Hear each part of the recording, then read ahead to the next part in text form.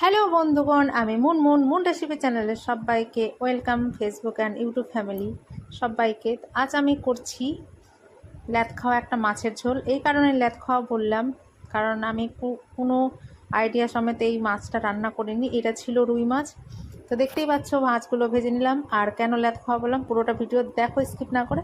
দেখো না, কারণ ফুলকপি, আলু আর একটা গাজর ছোটো সাইজের কেটে ভেজে নিয়েছিলাম। তারপর দেখো দিলাম লঙ্কাগুলো বেশ ঝাল ছিল, আর একটা পেঁয়াজ আর টমেটো। এবারে দিয়ে দিলাম আদা রসুনের পেস্ট, দিয়ে দিলাম জল এক বাটি ভর্তি, তারপরে জিরে গুঁড়ো আর ধনে গুঁড়ো তো দিয়েছিলাম। তারপর দেখো চলে এলো এবারে ক্যাপসিকাম, জানি না কেন দিয়েছিলাম। বেশ ভেজে ভেজে মশলাটাকে কষিয়েছিলাম। তারপরে দেখো ভেজে রাখা সব ভেজিটেবলসগুলো দিয়ে আবারও কষিয়ে নিচ্ছি, লো টু মিডিয়াম ফ্লেমে রেখেছি। তারপর দেখো দিয়ে দেব এক বাটি জল, কারণ এখনও তো সবজিগুলো সেদ্ধ হয়নি। তারপর ঢাকা চাপা দিয়ে রেখে দিলাম। এখানে দেখতেই পাচ্ছ অনেকটাই জল টেনে গেছে, মানে শুকিয়ে গেছে।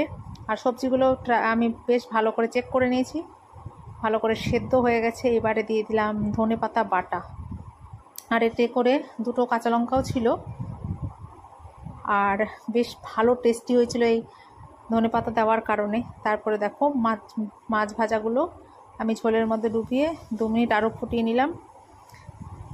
তো এরকম মাছের ঝোল কে কে রান্না করে খেয়েছো? আমি কোনো আইডিয়া নিয়ে এই রান্না করিনি, ভিডিওটা করা ছিল তাই তোমাদের সাথে শেয়ার করলাম। ভালো লাগলে অবশ্যই লাইক শেয়ার কমেন্ট করো। এবারে গরম ভাতের সাথে এটা খাবো। আবার দেখা হচ্ছে নতুন একটা রেসিপি নিয়ে। Bye bye.